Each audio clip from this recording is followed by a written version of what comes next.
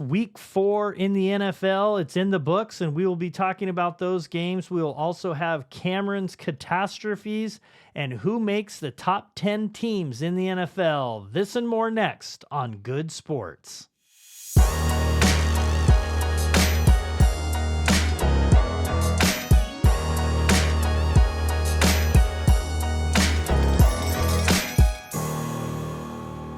Thanks for joining us. I'm Randy Goode, and as always, anything you watch and hear, we'd love to hear your comments. If you could make those, they mean a lot to us. It helps us decide what we're going to be talking about, and we'd love it if you agree, disagree. Let us know as we talk about our top 10 teams or different things on the list. If you have something that you think, just put it on there, and please hit the subscribe button.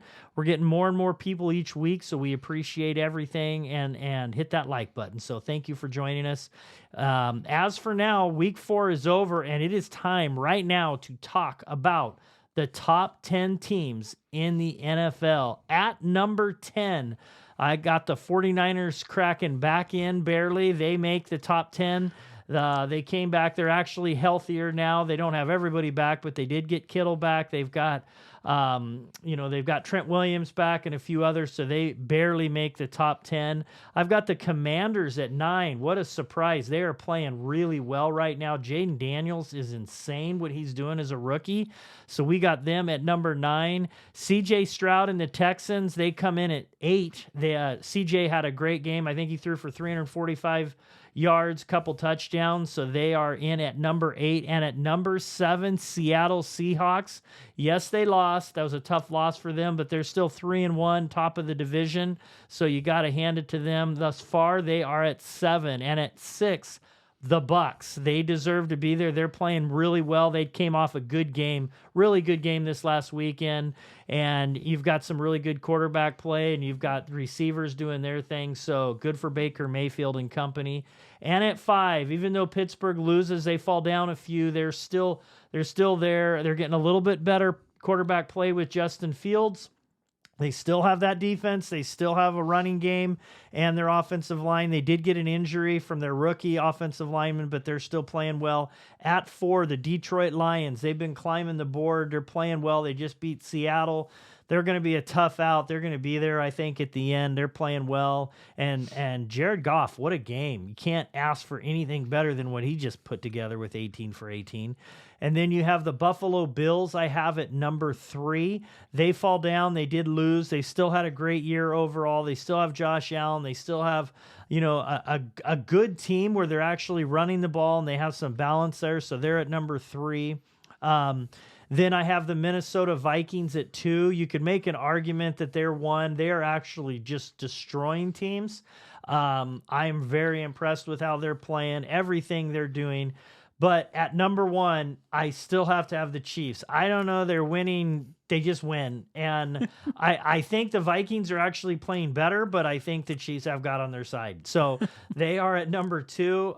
We've got those are our top 10 right now. Now, Trent is gone right now. He is out of town, so he's not here. But we got Cameron back. He's feeling better, so we're grateful that Cameron, that you're here. What do you think of the top 10? What do you agree with? What do you disagree with? What are your thoughts? Yeah, I have no complaints there. I was surprised you had Seattle so high. But yeah, I mean, that's a pretty fair listing there, I would say.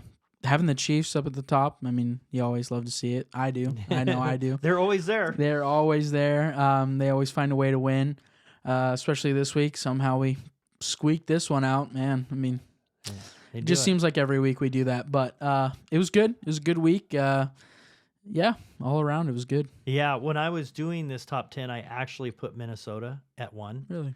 And then I thought, why? It's just the Chiefs win. Well, I don't care. You have to think about, like, if those two teams were to play, who's going to win? The Chiefs by 1. Yeah. I do or 2. Chiefs will win barely. Yeah, but we'll win. By the way, you don't have to watch any of the Chiefs game, but the last couple minutes. That's all you need to watch. Especially skip around like 10-minute mark, Yeah. that's really not fun time to watch the game. But they win, so they get to stay there. The Eagles fell out of the top 10. You know, they had a rough week. They stink. The Ravens are starting to move forward, so they're getting closer. So they've won a couple games after losing a few, but they're outside. So those are my top 10. So now I think it'll be it's time to talk about the games that just happened this last week. We've got our overall standings, and you went 4 for 4. And I did. Now you can't ask for better than that. No, I was 3 cannot. for 4. We were tied, but no longer. Cameron, you stand at the lead overall, 14-6. I'm 13-7. Trent's 10-10, and our tech support, Andrew, is in at 5-5, so he has joined us. So that's where we stand so far. But wanted to talk about some of the games that we went over, and we'll start with the Chiefs game. They win. You can argue is ugly, but they win. But they lost a main target in Rashee Rice. So what are your thoughts on the game and losing him, and what are you thinking? You know, I enjoy how much we're winning. Yeah. It's always fun to win. Must be nice. But the problem is, and a lot of super teams find this, I know you guys tend to find this quickly. When you play hard in the beginning of the season, you injure your players too fast. And then by the time the end of season rolls around, postseason, you got no one left. Right. And you dig a hole too deep to climb out of. And I'm worried. We have Checo out. He should be back in a couple weeks, I think. He was out for like 4 to 6. So I'm hoping for his sake closer to 6 than 4. Because, I mean, we just re-signed Kareem Hunt. He played great. Samaje P. Ryan, he played great. Carson Steele pulls his weight. So it's good. We have a good running back room without Checo. But our receivers are the big problem. I'm hoping Xavier Worthy kind of steps up and really holds his own, which, I mean, he did last game. He had, I think he had 2 touchdowns. Yeah, man. He can fly. Yeah, that kid, second coming of Tyreek Hill. And shout out to the Bills. Shout out to you guys. Thank you. You're our MVP. You are. You're my favorite Your team. GM. You're my favorite team. I love the Bills. But, yeah, Rashee Rice, and it was the dumbest play, too. It was like an end around, and he just like runs into Mahomes, and no, it was unfortunate. The current understanding is it's a torn ACL, but they haven't run all the tests yet, from what I understand. Oh, so it's not confirmed, but that's the most likely case. Yeah. I'm hoping for like partially torn. Yeah, at least he can like maybe come back like postseason. And if he can come back postseason, that would be nice, because then we'll also have Hollywood Brown back. Yeah, and then we'd have really some good receivers. I don't know how good Hollywood Brown will do, though. Yeah, because he has had no time on the team. To just jump into the postseason is kind of hard. But nonetheless, something that I hope comes out of this, the most, I should say, is that Travis Kelce starts playing football. Yeah, because he hasn't been. Yeah. I hope he knows that a quarterback now has more receiving touchdowns than he does. Shout out Jared Goff. That's that great. Stupid Detroit play. Good Lord. Only Jared Goff can run that play, too. Oh, my gosh. Dumb. Anyways. Yeah. Not cool to lose Rashee Rice. Yeah. We probably shouldn't have won that game, but the Chargers suck. So we won. So they went 10-0, and they went 10 straight into the first half, and then we came and scored 17 straight, and they just couldn't stop us. They had the ball. So Chargers had the ball on the 3-yard line, and they had 4th and inches. Yeah, and couldn't get a first down. Nope. Oh man, you don't deserve to win if you can't get 4th and inches. No, you do. But that's what happens. That's what I'm amazed at the Chiefs. I don't know how. Like last week, I asked the question: is God somehow involved in this? No matter what happens with them, they make the right play or the right thing happens, and you just got to hand it to them. I mean, they are. It's amazing. I'll watch a game, And I just know I have no idea how it's a ball's going to hit a goalpost and go in, or they're going to blitz at the right time, or you could have no rushing yards all game and you're going to break one for 75 at the right time. It's amazing. It's I think their big thing is they're like a sort of super team, and I think they give off this sort of vibe like most teams are any given Sunday. I would say all teams are any given Sunday. Yeah. Except the Chiefs. Yeah. Chiefs are probably not. Yeah. You're probably going to lose. And I think that gets to people and it gets in people's heads.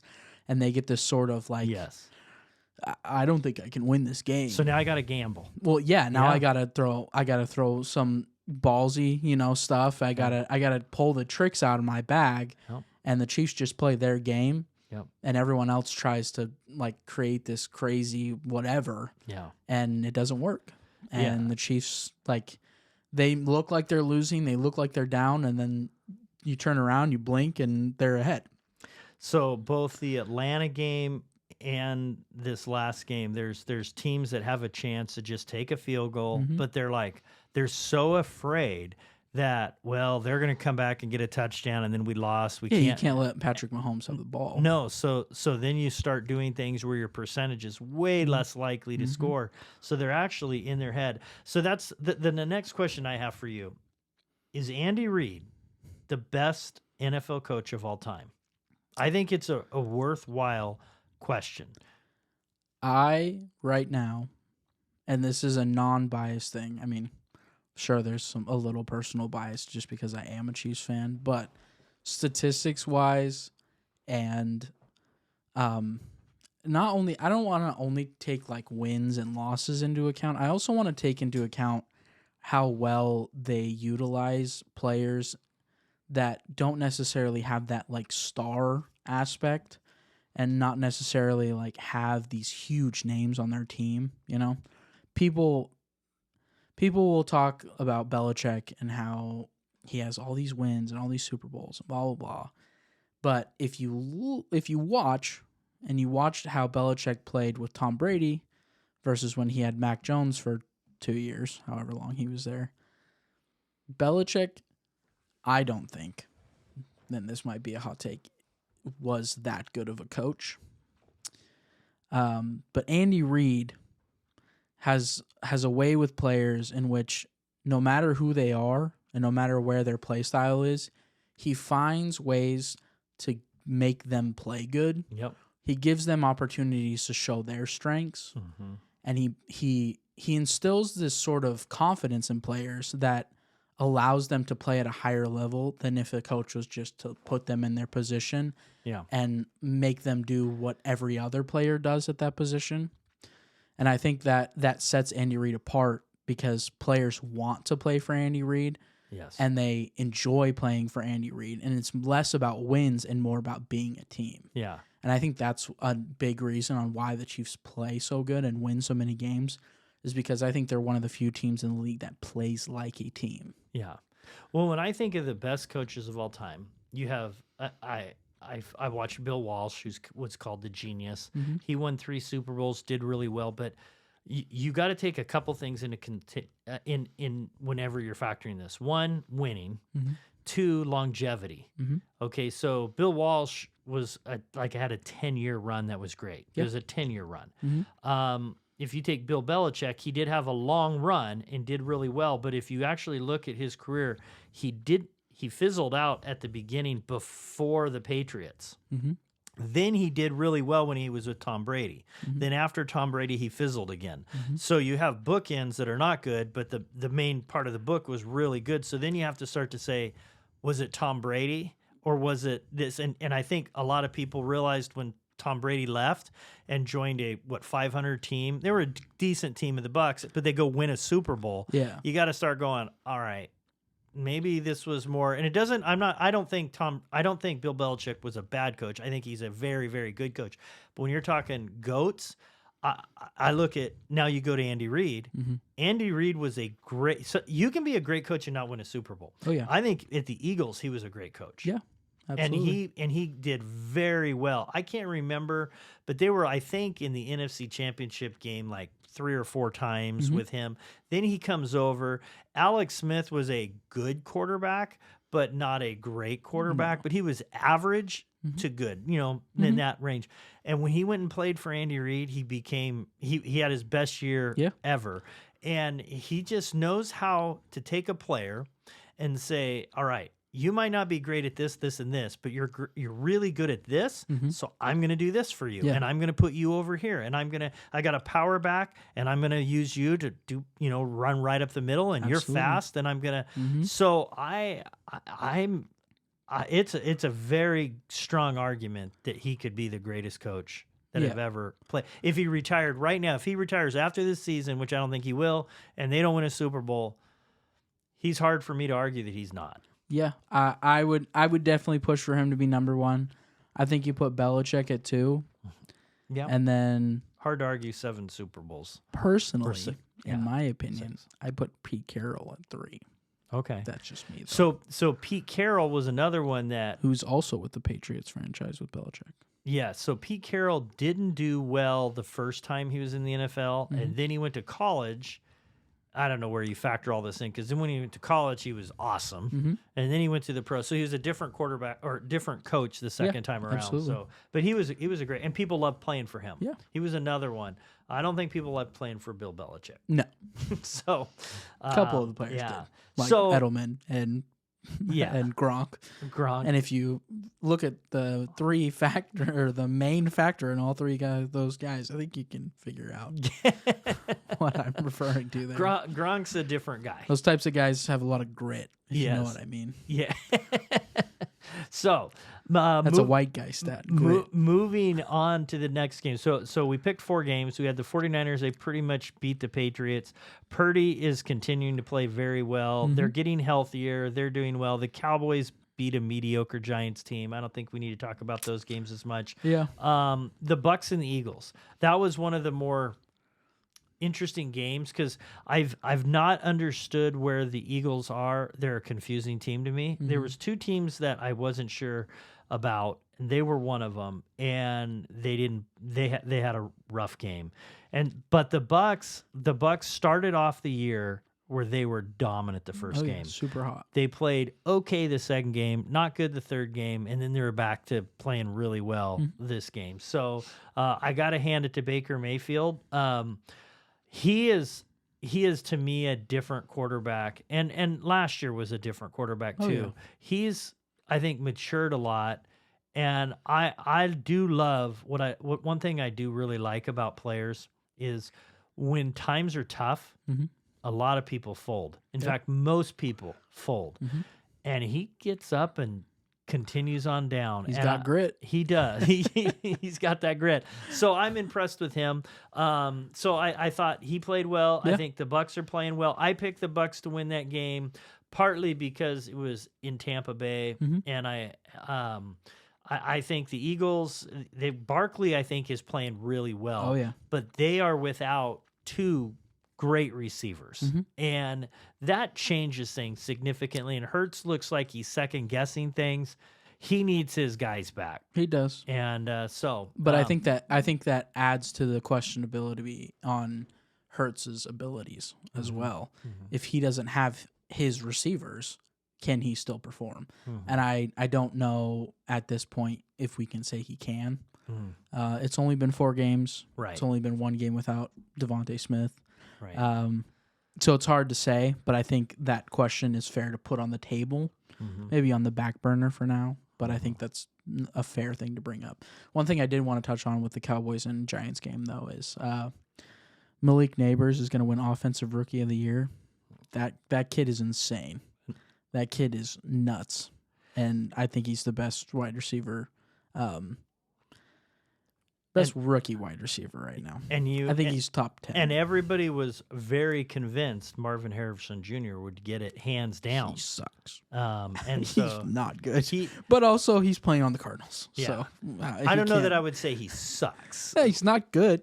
I think he just had a couple touchdowns a few games ago, but But he's not doing as good as he should be. No, you're right. I mean, people He's thought huge. it was going to be. He should be dominating players, and he's not. But it doesn't help that your quarterback is half your size. So when he's behind the line of scrimmage and he can't see over his linemen, and he's just like, I think this is where he should be, and throwing it, it's not the greatest. So, and I'm if you can't tell, I'm not huge on Kyler Murray. I can tell. He's not one of my favorites. I don't have a lot of faith in that guy. But anyways. Yeah. Well, yeah. Anyway, but the Bucks, they looked good. Yeah, absolutely. I thought that was I'm impressed with them, and we'll see if they end up on top of the division. I'm thinking there's definitely a good probability of that. Absolutely. And so hopefully he can get Baker can get a long-term contract, and I think Evans is questionable next week. But it's early on, I just saw, so hopefully he'll be okay. I mean, it's hard because Mike Evans he's getting older. Yeah. He's one of the older wide receivers in the league, and so you always worry about a guy like that because he's a big guy, he's a tough guy, but like how much longer can he go? Yeah. And I worry that if Baker signs a big deal, how long is Mike Evans going to be around? Right. I mean, you also have Godwin, who's not terribly old, but he's also not young. Yeah. I think he's closer to 30. Yeah. Maybe 27, something like that. So, they have an older room, which helps with right now because they have more experience. They know what they're doing. They know. And they faced a lot of young DBs as well, so that helps. Yeah. But So let me move on. I want to talk about the Seattle Seahawks real quick. Right. They just came off a loss against the Detroit Lions. They were 3-0 before that. They did play 3 easier teams, but they were 3-0. I mean, you can only play who you're playing. Yeah. What are your thoughts of them early on in the season? They're 3-1, top of the division. What are your thoughts? I am surprised that they're top of their division, but I think that surprise falls less on the Seattle and more on the 49ers. Sure. I never really count out Seattle just because that team, specifically the top 3, being Geno, DK, Tyler Lockett, those 3, they're more experienced. They're more in tune with each other than a lot of quarterback receivers are, and that duo really knows how to cut the field apart. Yeah. Because DK is big and he can move. He has a lot of speed, and he can also just kind of like body people. Yeah. So you have a larger defensive, the more obvious defensive threat in DK Metcalf, but then you have Tyler Lockett, who's this, I think, one of the better route runners in the NFL. Yeah. And he can tear your secondary apart like no other, and he doesn't take hits. Yeah.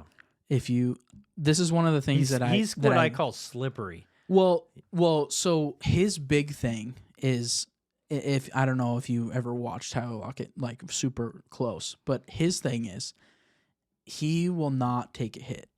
He will catch the ball, and then right before he's about to get hit, he'll slide because he doesn't get injured like ever. He doesn't take hits, and so that loses him a couple yards every once in a while, maybe 1, maybe 2 here. But the longevity of him and his knowledge and what he's able to do is, I think, far more important than those extra couple yards. And then Geno Smith has been around, has been here a long time, has played in Seattle and knows Seattle, has played well, has absolutely, I think, exceeded expectations for when Russell Wilson left. Yeah. I remember when Russell Wilson left and everyone was like, we have Geno Smith. Yeah. We're not going to win a single game. And then we almost made it to the playoffs. He outplayed Russell Wilson by a large margin, and they got a whole bunch of draft picks and saved a bunch of money. And that is the trade of a lifetime. I think, personally, that says less about Geno Smith and more about Pete Carroll. Because Pete Carroll saw Geno, went, nobody wanted you. I want you. Yeah. And I'm going to change this team. System. I'm going to change this team to fit your system. Yeah. And I think that's big because I think that's what a good coach does specifically for a quarterback is they don't change their quarterback for their system. They change their system for the quarterback. Right. And I think that's what puts Andy Reid and Pete Carroll apart. Yeah. Pete Carroll would have been one of my, if I was to be a player, he'd be right at the top of the list of who I'd want to play for. Absolutely. I loved his passion and whatnot, but he's a great guy. They've now gone in a new direction and they're looking good again. Yeah, so. the rookie, their coach has been doing well. I mean, I don't know how much of it is his coaching and more of the offensive defensive coordinators. Yeah, still having that old system. I don't know, but I mean, for a head coach, he's doing pretty well. 3-1 in his first season. And in one of the toughest divisions in NFL, I would say. Yeah. Probably top 2-3 divisions in the NFL right now. And to be the top of it with, a lot of young guys, specifically in your secondary and your backfield, and then a lot of veterans on the line and, in those big skill positions. Mm-hmm. But, I mean, yeah, they're doing great. And like I said before, you can't ever count out Seattle. No. They're always going to...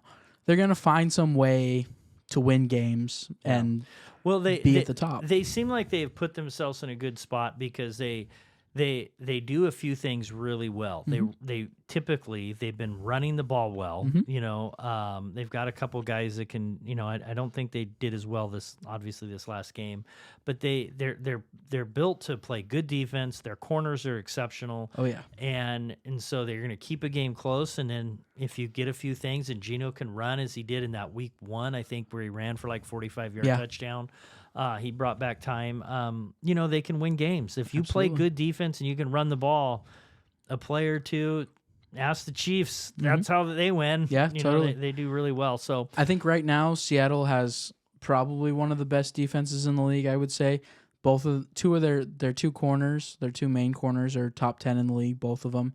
And I believe also their two safeties are top 2 in the league or top 10 in the league right now. So their secondary is very good. Mike McDonald, he's doing a good job. Yeah, absolutely. So he's doing really good. Mm-hmm. So I think it is time for one of our favorite segments, for Cameron's catastrophes. Yes. For this week, week 4, and that goes beyond. It can go beyond the NFL, so it will go beyond the NFL this week. I actually only have one thing from the NFL. Okay, kind of two.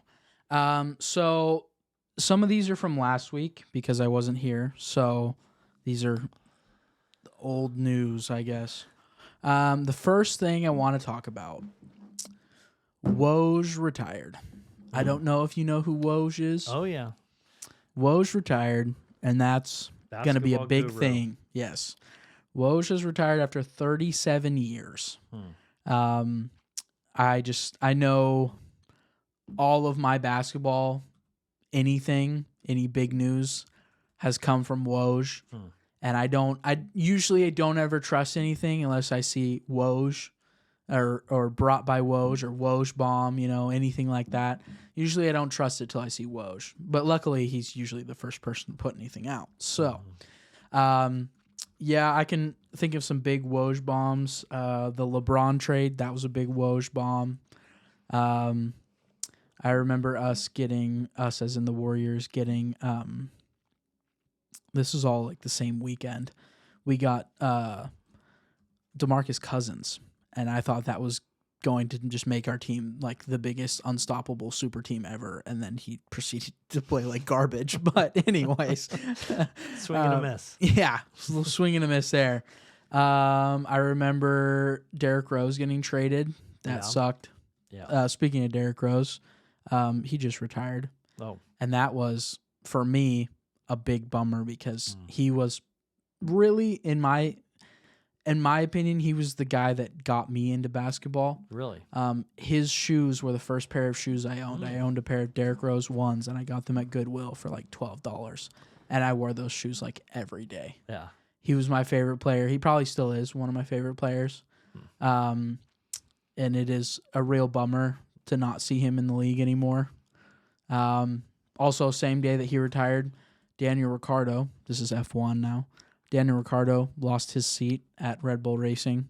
That is a major bummer because Daniel Ricciardo is a great F1 driver and deserves to have a seat, but Red Bull is not a very good team in their managing, and if you don't perform absolutely perfectly they kick you. They move. It's a major bummer. But yeah, same day. That sucked. Yeah.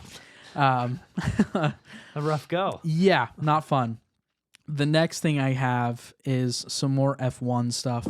So this has to do with Logan Sargent leaving. Logan Sargent was the only American driver in F1, and he got booted because, unfortunately, he sucked a lot. Like, he was the worst driver on the grid. But it is not fun to see your country lose.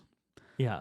Especially in that sense, because it is mostly a British thing, and so it's like the one thing the British have on us is F1 right now.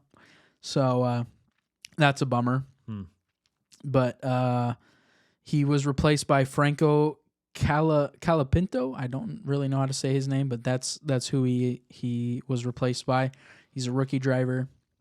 In the 36 races, here's just a little statistic to show how bad Logan Sargent was. In 36 races, Logan Sargent only scored 1 point in all 36 of those races. Wow. In 2 races, Franco... beat me. Yeah, in 2 races, Franco has already scored 4.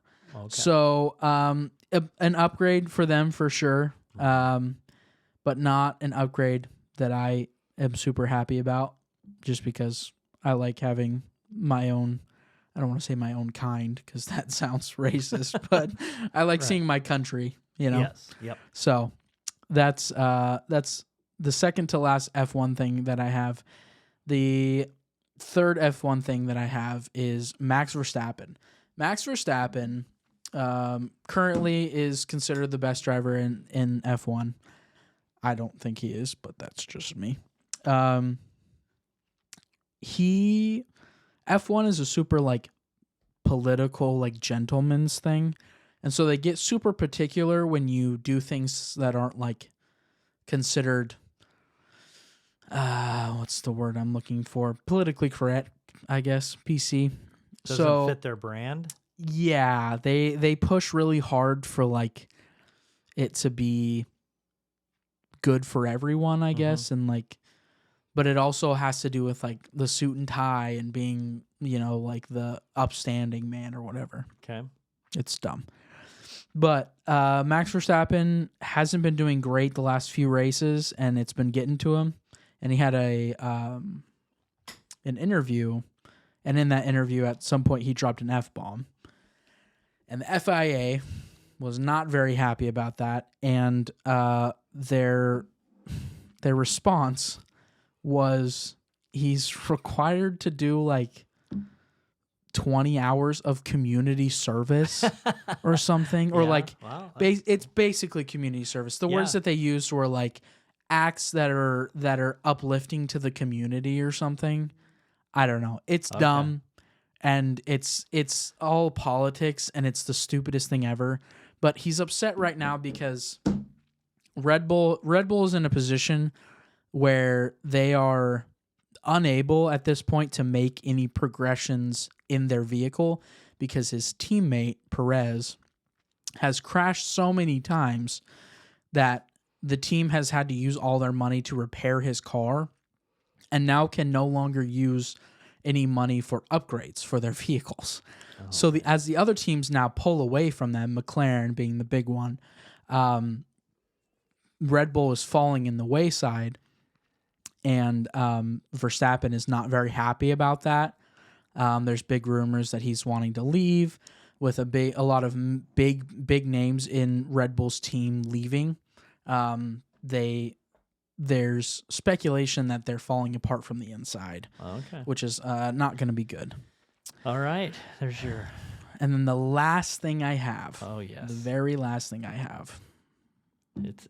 Is this a record? The Chicago White Sox. Yes, your team. Woo! They ended on a win. They did it. They ended on a win. Well, I will say that. They did it, though. We did it. Congrats. The only thing we've done all season worth talking about we now have the modern baseball record for the most losses in a season. Wow. At 121. Wow, that is awesome. 121 It's the coolest games. thing ever. That's right? a lot of games, let alone losing. The that craziest thing is we're not far off from the full MLB record, which is set by, I think, the Cleveland. It's not the Indians because they were a different team back then, but it's from 1899, and they lost like 134 games. So we're only like 13 off. Wow. Which I think is like how many wins we had was like 13. But anyways, yeah. Not good, not fun. It's a tough time to be a White Sox fan. Yep. Which is it's just crazy to me how quickly we just deteriorated. Yeah. 2 years ago, I think it was 2 years ago, we were one of the top teams in the ALS. Made it to the playoffs. Made it like two rounds into the playoffs and then lost. But like we were a high caliber team. And then over the last offseason, specifically last offseason, we just got rid of everyone. Yeah. Like it was like every 2 days I saw a like ESPN notification that was like, "Oh, we traded this guy for like nothing." Yeah. "Oh, we traded this guy for nothing." A lot of these could be salary dumps. I mean, so in the maybe or is it just bad management? It's terrible management. Like the White Sox had to put out a statement that was like, to all the White Sox fans, sorry, basically like, sorry, this was not good, and they didn't want to really show or want to bring light to what happened this year. I think they're gonna try to just pretend like it didn't happen, which I think I'm gonna do too. But yeah, it was not fun. Just every week, it was like they're one game closer to the losing streak. They're one game closer to the losing record. It's like that's their only. I news. know we were the fastest team ever to reach 100 losses. Super cool. And then we proceeded to lose 21 more games. That's rough. Yeah, that is rough. It was not fun. Well, congratulations thank on you. a milestone opportunity. It's fine. I have football and basketball. Listen, for the White Sox. Yeah. You have to almost work really, really hard to lose that many games. I mean, when you're losing 100 games, that's terrible. That's really bad, and that's not easy to do. And it happens every so once in a while. But what was it, 122? 121. 121 games. I mean, you have to say, okay, we got to go for this. And they obviously they went for it. They achieved their goal. Good for them. They're going to get the top pick, and I don't think that's going to make a dent on anything. That roster needs a bunch of number one picks. So that's embarrassing. I think a lot of our trades last season were picks. So the thing is we just were getting rid of players and then not getting players in return. Yeah. So a lot of our players were like secondaries. Yeah. And so most of our team was just like bench players, and it showed. Like I think a majority of our games this year we didn't score. Yeah. Like I'm pretty sure we scored the least amount of points ever. Well, that's your top Cameron's catastrophes of the week, and in this situation for the entire year you were able to witness that. So all right, so a couple things. I wanted to go over something that happened last week that I thought was one of the most incredible, like I don't even understand science how this could happen, but Alex Singleton of the Denver Broncos tore his ACL and kept playing. Yeah. And they say he's a very tough guy. And Drew, I hope you show some clips. I don't know how many he played. 48 snaps. 40 after he tore his ACL. And at linebacker of all positions. Yeah. I mean, that is a man. That's impressive. Yeah. So as someone who has torn their ACL before, it's not an easy thing to just like pretend it didn't happen. I know people that can that have just gone life without an ACL. Technically, you don't need it. Oddly enough, it's not a necessity, is what they say.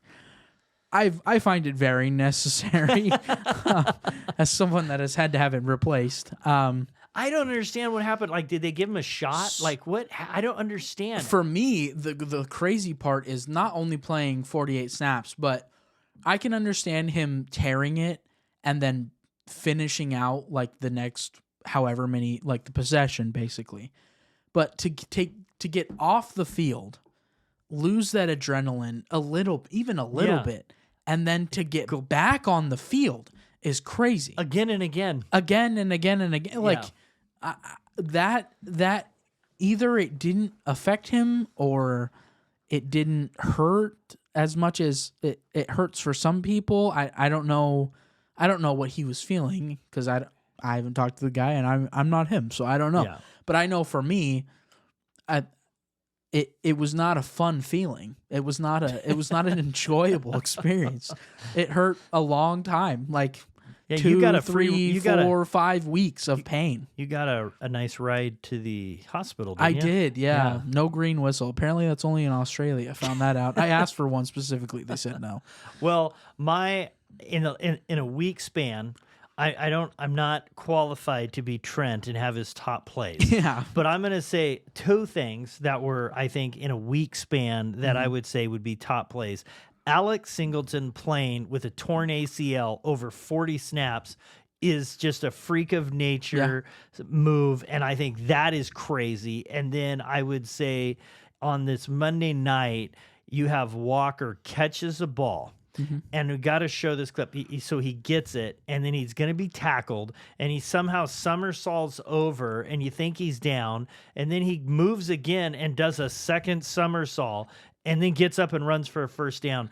That was an incredible play. Mm-hmm. I just thought that was impressive. You don't see that very often. Nope. Every so once in a while, one time, 2 times in one play, impressive. Yeah. Alex Singleton, mooey props to you. Yeah. You are way tougher than me. Now I feel like a wuss when I get up and limp a little bit and say I sat too long.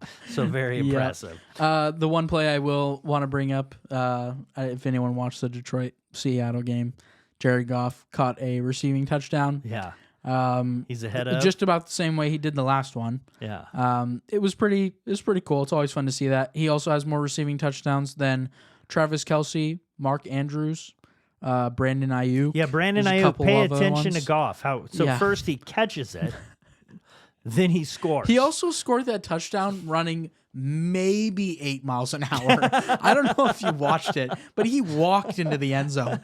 And whoever the DB was that was on him, Goff, I don't know what he was doing. For Goff, that was a sprint. Yeah, that was fast. That was some serious speed. But yeah, that was pretty cool. All right. Well, I want to end with this, and I don't know what your thoughts, but there's a couple people just passed away. Dikembe Mutombo just passed away, and he was a guy that he was kind of a good Samaritan in the NBA, did a lot of great things, would go back to Africa during his playing days and beyond, made a huge difference. He was, I don't know if he's still, or at one point he was the 2nd highest in shot blocks. I don't know if that's still current or whatnot. Just a good man. I think he died of brain cancer. Really sad. Yeah. And I want to talk about Pete Rose. I had just mentioned how Barry Bonds should be in the Hall of Fame. Mm-hmm. I think I am so sad about losing Pete Rose. I know that he had questionable decisions that he made, and he's not honest with certain. I get it, but Pete Rose is the best hitter that has actually been out there. His highest percentage of hitting on a regular basis. He gave everything he could. There's a slide, the Pete Rose slide. It's not just giving effort, it's giving your body into everything. I think it's an utter shame that he's not in the Hall of Fame. And I'm sad that baseball did that. I know you can have excuses, but it is such hypocrisy. There are so many people from a morality standpoint that you could argue is maybe not good for certain clubs. Yeah. But the Hall of Fame is the best players, and Pete Rose should have been in the Hall of Fame, and I think it's a joke that they didn't put him in there, and it's a shame, and I feel for him. I feel for his family, and I know that would have meant the world to him. I hope that they change at some point and do an honorary something for him. But I just feel for him. And I know he bet on baseball, but they never said that, there was no proof that he bet and changed outcomes of games because of what he did. And whatever. Pete should be in the Hall, and I'm sorry to his family and to Pete that he didn't get it. Shame on the league. Yeah, I agree. I'm glad you brought that up. I had a couple of those, and I had one other thing in my catastrophes. But yeah, Mekembe and Pete Rose, those are two big ones. Two losses. You know, I talked about Derrick Rose and Danny Ricciardo basically retiring, but losing someone from your sport and then losing those people like for real is like such another level, and especially people that you look up to, and you look up to how they not only played on the field but also played off the field and how they carried themselves. You know, you talked about Mekembe and all that stuff. So I think it was I could be wrong, but I think it was an all-star game where Pete Rose slid in, and I think he just obliterated the catcher. And it's like, okay, I believe it was an all-star game, so forgive me back in the day. But, you know, people can say this or that. Pete Rose gave everything he had to the game. And I'm sad that we lost him. I'm sad that he didn't get to see himself be in the Hall of Fame. Yeah. And Dikembe Mutombo was one of the best just people out there, and it's sad. I think he was 56 or something. 58, and way too young. Yeah. And anyway, I don't know if you heard this, but did you hear about Brett Favre? No, he just got diagnosed with Parkinson's. Oh, really? So that was one of my things to talk about that I didn't get to talk about was Brett Favre. So he's early stages. He's from what I understand, he's early stages, but even still, you know, it's one of those things where you hear that and you go, do they attribute Parkinson's at all to concussions and different things? That's like why. That? That's why most boxers get Parkinson's. Wow, is because it's the brain injuries and the brain damage. Yeah, it's another reason to get back to Tua. I hope he stays out. I just hope he stays out. I hope he stays out. I mean, I wish he could play, but I just. But if he doesn't stay out, I hope at the absolute least, he wears a Guardian cap. Mm-hmm. Just the extra protection. Absolutely, I don't understand.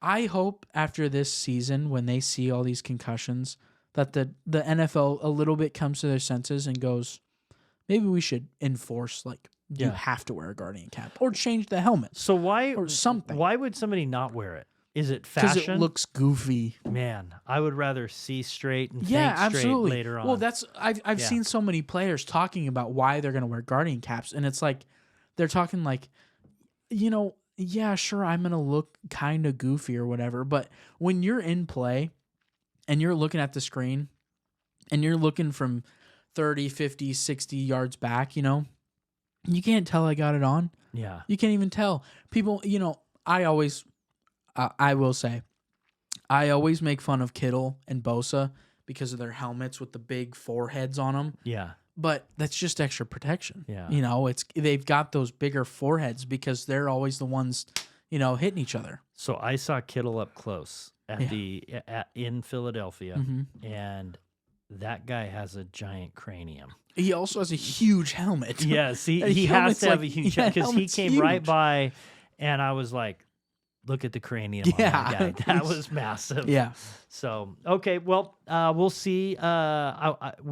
We've got some games coming up. I was going to say, we have some picks for next week. Let's talk about some picks. Who do you have coming up this week? We've got who's the Thursday night game, first of all? Thursday night is Bucks-Falcons. Yeah, Bucks-Falcons. Yep. So who do you have in that game? Man, this is a tough one. I think the obvious pick is the Bucks. Mm-hmm. But I don't want to fully count out the Falcons because the Falcons for me are always like a wild card. Yeah. Especially with Kirk Cousins. Yeah. Kirk Cousins can either be the absolute worst quarterback in the league or he can be Tom Brady reincarnate. Like he can be the best player to ever touch a football. Yeah. And you never know what you're going to get. Yeah. And that's a big thing. The only problem is it's a primetime game. It's a Thursday night primetime. It's a Thursday night game and it's in Atlanta. Big Kirko does not perform well in primetime ever. That is his thing. Is primetime is not Kirko's time. So I'm gonna take the Bucks here. It's gonna be close, but I'm gonna take the Bucks. I think a big factor here is going to be Mike Evans. Yeah, absolutely. He's questionable, which early on, when it's this early and it's questionable, a lot of times those lean towards playing. Yeah. So I'm Except gonna, if you're the Dolphins. yeah, I'm gonna Looking at you, Raheem Mostert. yeah. So sometimes in fantasy we remember things and we hold grudges for a long time. I've been there. I'm gonna assume he's gonna play, and I'm also gonna take the Buccaneers, and we will have Trent post his picks, and we'll have Drew post his picks, so we have them before those games. So we both have the Bucks. We're going to have to pick another game. We're going to, yeah. So we got 49ers. Because the Eagles have a bye week already. It's week 5. Yes. The Eagles have a bye. I'll tell you, they need a bye. they need a bye. They need Jesus. They need a miracle. Fortunately, they're screwed. Fortunately, I mean, you hate having a bye early, but I think for their situation, it's actually a good time. Yeah, now is any better time. I think there's some times where you're struggling and you wish you had 2 buys. Yeah, absolutely. So who else has a bye this week? No, I don't have that on me right now. But 49ers Cardinals, who do you have in this game? It's the Lions. The Lions have a bye week. 49ers Cardinals. Yep, 49ers Cardinals. It's going to be a good game. You got Kittle back, didn't you? We do have Kittle back. He's still banged up though, but yes. And Trent Williams is playing, but he's banged up. Huff is out. It's going to be a really good game. I'm going to hope for your sake that Ayuk decides to play. I think this would be a good game for him to decide to play football. Because it's not worth it. Arizona's defense is bad. And now is a good time to learn how to catch a football. So I'm going to say the 49ers. Okay. I'm going to say that I don't think the Cardinals are good. I never have. They don't play the Cardinals this week. I don't know why we're saying. No, it is. It's October 6th. Yeah. It's Seattle. Oh, they do. Yeah. Sorry. Seattle's next week. Yeah. So, okay, so you got Cardinals winning? Yes. I mean the 49ers winning. 49ers winning? Yes, I do. I will also take the 49ers. I think that I think the 49ers are going to win the next couple games. I think they're going to win against Seattle too, and I think they're going to go into a very important game. I think they'll be 4-2 going against the Chiefs coming up in 3 weeks, and that will be an interesting game. So, the Chiefs will probably win that game by 1 or 2. So, but I'm also going to take them. I'm looking at another game that I thought maybe we'd add since the Eagles are not playing. Ravens, Bengals, Bills, Texans. You got Ravens, Bengals. You got Cowboys, Steelers. You pick which one we want to go, and I'll make the pick. I want to talk about. I want to talk about Bills, Texans. Bills, Texans. Okay. I think that's a 10 a.m. game. That's a good quarterback game. CJ Stroud's kind of been up and down, but last game was great. It's a Stephon Diggs return game. That is a big game. Yeah, that's a good one to pick. So that's a big Stephon game. Diggs is coming back to Buffalo. Actually, I think Buffalo's coming to him, but that's going to be a tough game. I see the odds are the Texans 51% over 49%. 51%. It's basically 50-50 because it's at home for the Texans. I am gonna call. Ooh, that's a good game. Yeah, that's gonna be game of the week. I have no idea. Texans are the other team that I don't get. Really? I don't know. I have so much. The thing is, the big thing is Tank Dell. Tank Dell was out last week. If he's back, I think Texans win. Okay. If he's not, I don't think the Texans will win as much. So you think the Texans are going to win? I think the Texans win no matter what. Okay. Just because the Texans have a really good run defense. Okay. And the Bills game is run. So I think the Texans will thrive in this game, and I think they'll play well. And I think Stephon Diggs is going to be the wide receiver 1 in this game, and I think he'll get a lot of targets. Yeah. So I think he'll play good. Yeah. Well, he's definitely going to be motivated. There's no doubt. Oh, absolutely. And he is an emotional man. Yeah. So he's going to be jacked up for this game, and he gets to be at home. So that's good. Does. I'm going to go with the Bills. So I Josh Allen, they didn't do as well last game, but their other games, he's been insane. And the Texans have played mediocre teams at the beginning of the season, and CJ Stroud had a couple good games and he's laid some eggs. So I haven't seen I've seen more consistency with the Bills, although they came off this loss. Yeah. So I'm going to go with the Bills. And so those will be that'll be our defining game right there. That'll be the game that either separates us even further, or makes us even. Yeah, we'll see. So because I think we both have Chiefs winning. So Chiefs Saints. Yeah, I'm not. I can't pick against the Chiefs. Yeah, I don't care. They're going to lose. They can lose every player, and they could just have red shirts. And if Andy Reid's there, I think they're going to win by a safety. I mean, we got Carson Wentz as our backup, so we got a good quarterback. I think you could lose him. I think Xavier Worthy would just get in shotgun, and he'd run the Wildcat. Just run end around. So yeah, I think we're just probably mostly eternally going to be picking. I right now. I mean, you're going to pick against me here in a couple weeks. I know you are. I felt bad last week. I just sit there and say, God, I think is on their side, and then I picked against him. So I need to go to the altar and ask God for forgiveness. I wasn't going against you. Did that. I don't know. I was watching, and you went. I'm going to pick the Chargers. I'm going totally. And then I didn't realize that they didn't have Joe Alt. Or Derwin James. That was terrible when I heard that was bad. So that was a swing and a miss. But so those are our picks. We'll see how things go in week 5. And again, if you like what you see, please hit that subscribe button, hit the like button. Please add your comments if you agree, disagree with anything we're going to say. I will also be coming out with the top 10 quarterbacks, so be looking for that this week. And thank you for joining us, and we will see you next week.